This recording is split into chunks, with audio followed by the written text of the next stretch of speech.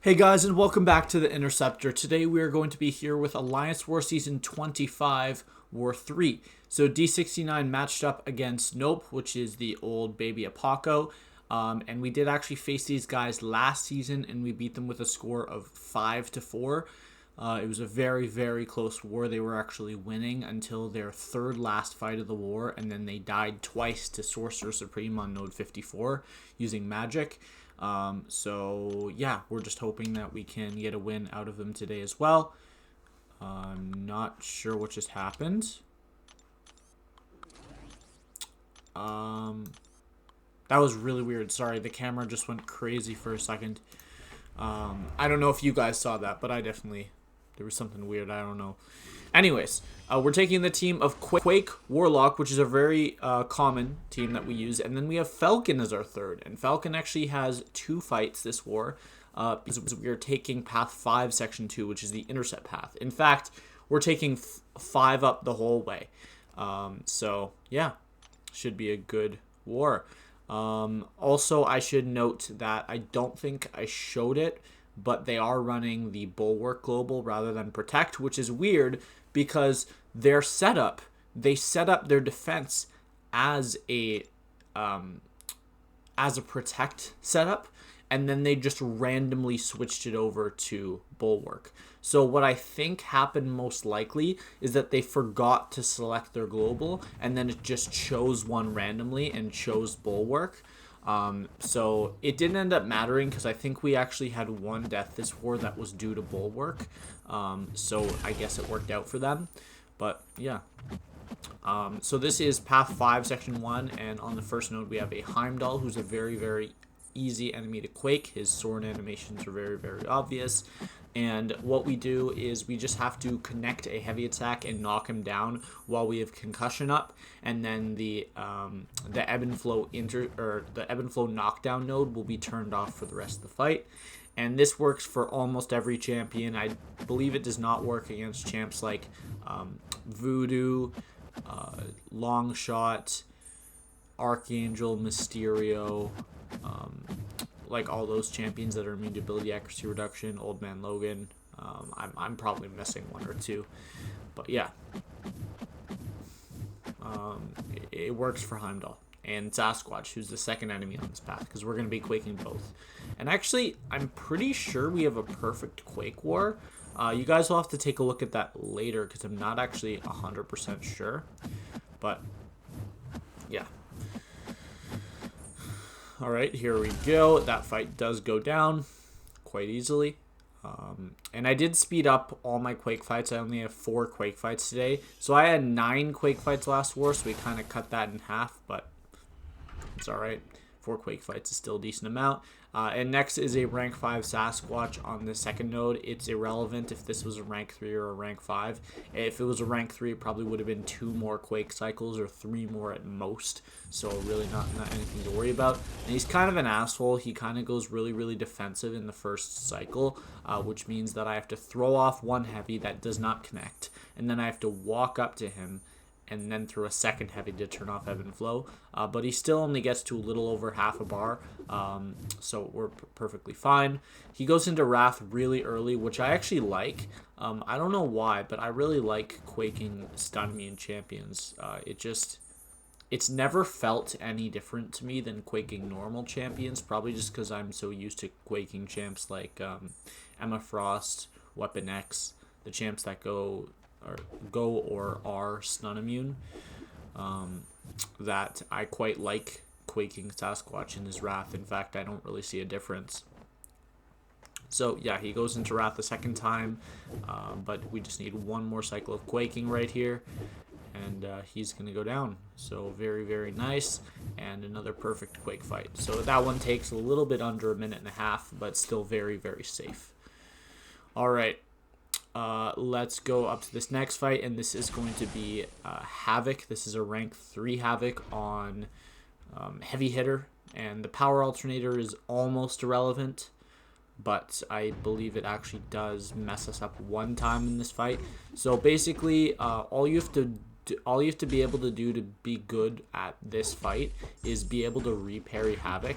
Now, there are better options for this fight. For example, I have Quaked this fight before and ended with a full yellow bar, but the power alternator can just make it a little awkward, that you kind of have to adjust your combos. And actually, this person who placed this Havok, this was the only defender that he placed that was accessible before I have to fight his IA bomb, because I have to fight this guy's Immortal Abomination on path 5 section 2, the intercept path, and there was no other defender that was accessible before it, so I was able to check for willpower, and as you guys can see, this guy clearly has willpower on, so that it just made my fight way easier. Now, if he didn't have willpower, I would have just Quaked it, because I've Quaked it in the off season, and it's a little over 4 minutes of quaking to get that node down, because he has decently low physical resistance, but it is possible. You will solo it, so yeah. Now we have one of my favorite fights for Warlock. It's Power Snack Domino again, and we actually we trigger Dex correctly, but then we actually have our armor up fail the first time, so even though we correctly shut off Power Snack, it's not shut off quite yet. And this person actually did place with willpower. I didn't know that going into the fight. I've taken this fight twice before where they did not have willpower, so I kind of braced myself for that. And right here I have to trigger Dex again. I do it perfectly, and now I just need my armor up not to fail. Great. Power Snack is off for the rest of the fight as long as I don't Dex. But yeah, I went into this fight not knowing if they had willpower.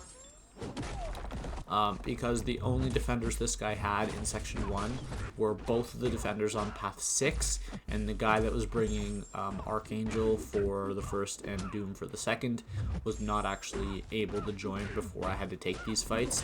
So I just went in assuming he did not have willpower, but luckily he did, and that just makes the fight a lot easier. It would not have been a huge deal if he didn't. I would have just had to bait special 2s instead of special 1s. But it's still nice. So here we go. I throw off another L2, and that was a perfect fight. I don't think I could have done anything better. Both times I correctly shut off Power Snack, but it just didn't. My RNG was not in my favor. And if you guys saw there was actually a Professor X on Mixmaster, which is a fight I always take.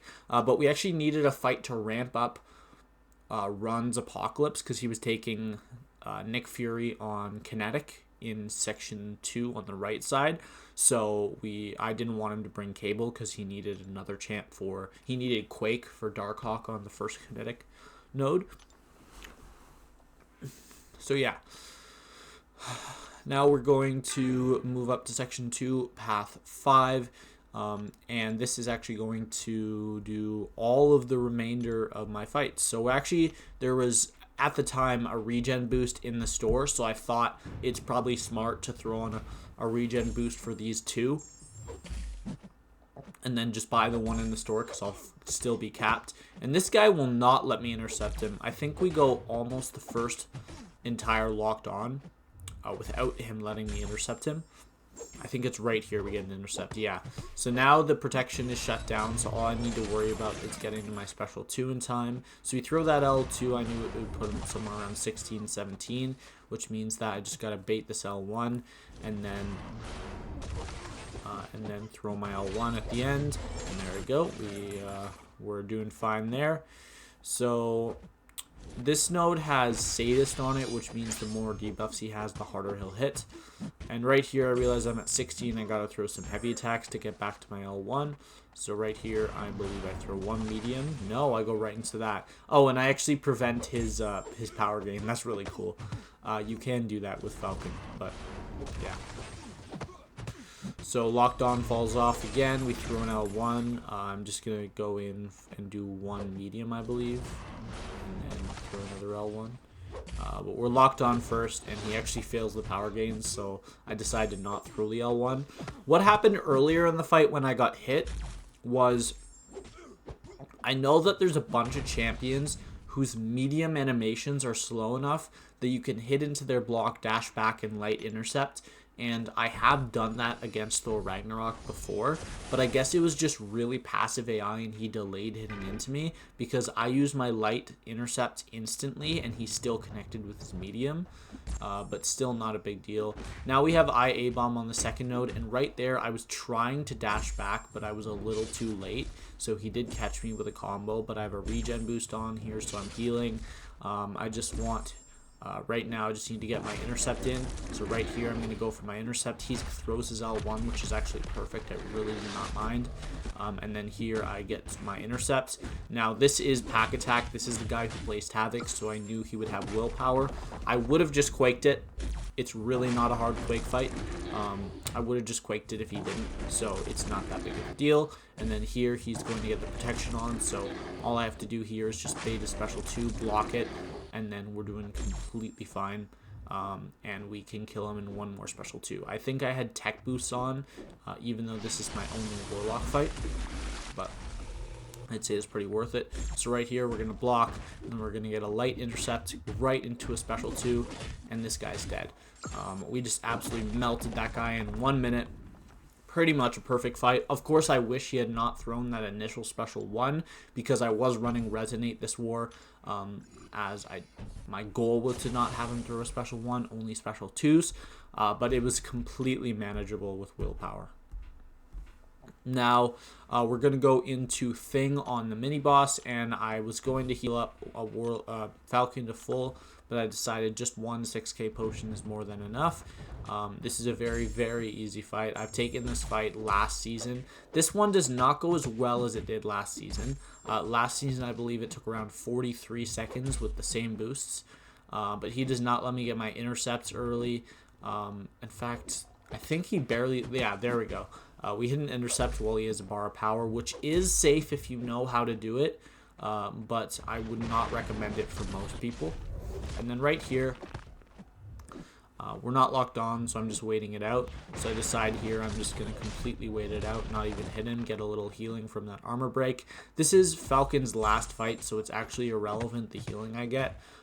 But I was just messing around while I was waiting for locked on. And yeah, we already shut down the protection. It's not coming back. And locked on shuts down Thing's protection. So all we have to do is not get butt bombed. And this fight is won already. I think we're going to kill him. We're not going to kill him in this. Ah, damn, 1%. Okay. Hit him one time. He doesn't go down. Another time. No, I think I bait an L2.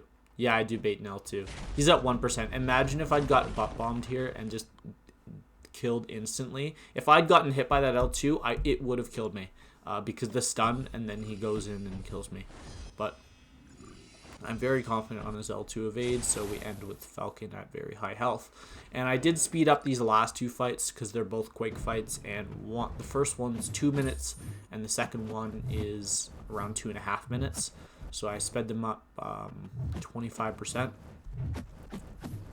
But yeah, this is Wasp on Rage, and you guys saw me take a rank 3 Wasp on Rage last season. I'm very, very comfortable with the fight. In fact, I took it twice last season. I took it once on path 6, section 2, and I took it once on the mini boss. And it's a really common placement, and I think the point of the placement is to have you use Quake, because if you mess up with Quake and you get hit by one heavy attack, it could kill you. Depending on how boosted you are, or it might even push you into assassin's range if it doesn't kill you. But I'm a good enough Quaker that I'm not going to make a mistake like that and get hit by a heavy attack. So to me, it's just a really safe fight, and I actually do throw off my heavy one time in this fight and it crits, so I activate the rage. So if I were to get hit, it would certainly kill me with a heavy attack, even with just one fury. But I'm just not going to get hit this fight and not even worry about it. So right here, I just need 2 more Quake cycles. I did block a hit. I think that's the only health loss I have on Quake the entire war. But in the following fight against Warlock, I'm going to heal that all that damage back up with Salve. So I actually didn't lose any throughout this war. And right there, 2%, I was like, oh, come on, just drop. Just drop. And we do have to wait till the end of the Quake cycle, of course. But yeah, Wasp goes down, so that's very, very good. And let's go up to this next fight. This is going to be a rank 3 6-star Warlock on Hurt Locker. And I don't really understand this placement because Magneto can take this, Quake can take this. There's multiple champions as well. Venom can take this very easily. I don't understand this placement for Warlock. I believe Warlock does have a place on defense, but I think it's on path 8, section 1 to force a Venom. But I don't know. I don't understand. So this is a very, very easy Quake fight. Warlock has really obvious animations. Oh, I do parry one time in the fight. Okay. But we're still at 100%. So yeah.